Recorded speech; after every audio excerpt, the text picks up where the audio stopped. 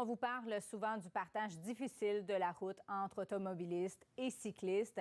Un citoyen de Saguenay relate avoir été pris au piège encore cette semaine, cette fois par un camion de la ville. Il s'est rendu au poste de police ce matin pour porter plainte alors que la ville de Saguenay, elle, a déclenché un processus interne sur cet incident allégué. Roby Saint-Gelais. Olivier Larocque est un cycliste aguerri. Chaque jour, il enfourche son vélo et se déplace dans toute la ville. C'est son seul moyen de transport.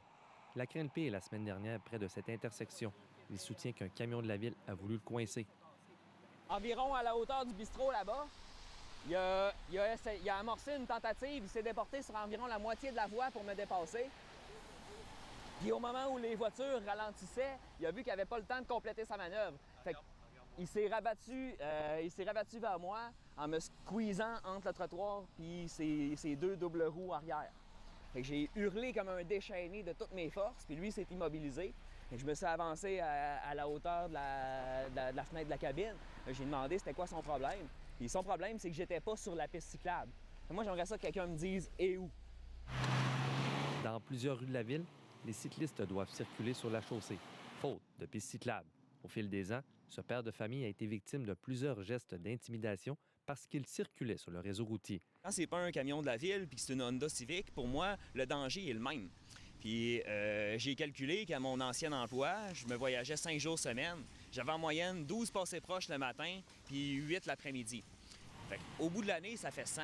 Et au bout de l'année, ça fait environ 5000 personnes qui ont jugé que pour arriver marginalement plus rapidement à la prochaine lumière rouge, ça valait la peine de mettre ma vie en danger. Notre caméra d'ailleurs était témoin d'une altercation avec un conducteur transportant une roulotte dans le même secteur. Je m'arrange pour être visible en tout temps, puis je respecte à la lettre le code de la route, même que c'est un problème. Parce que s'il y a un trottoir, des fois, il y a des automobilistes qui choisissent de me mettre en danger. Puis quand je les rattrape à la lumière, ils me disent « roule sur le trottoir ». Mais on n'a pas le droit. Olivier Larocque aimerait que sa sortie fasse réfléchir les élus municipaux sur les infrastructures. Le débat sur le partage de la route entre véhicules et vélos polarise. Moi, j'en fais le chemin de Grand-Anse. Avec les camionneurs, c'est parfait. C'est très sécuritaire, mais pas en ville. Il faut aller sur les pistes cyclables, absolument. Le vélo est de plus en plus populaire. C'est correct qu'il y ait des vélos sur les routes, mais pour ça, il faut aménager les circuits. Puis quand c'est aménagé, pour moi, il n'y en a pas de problème. À l'intérieur de la ville même, les artères, je ne pourrais pas vraiment te répondre parce que c'est pas la place vraiment pour le vélo. C'est assez étroit, il y a pas mal de trafic. L'an dernier, près de 1300 cyclistes ont été blessés sur les routes du Québec. 14 ont péri, une augmentation de 75 % par rapport à 2019. Ici Roby Saint-Gelais, Radio-Canada, Saguenay.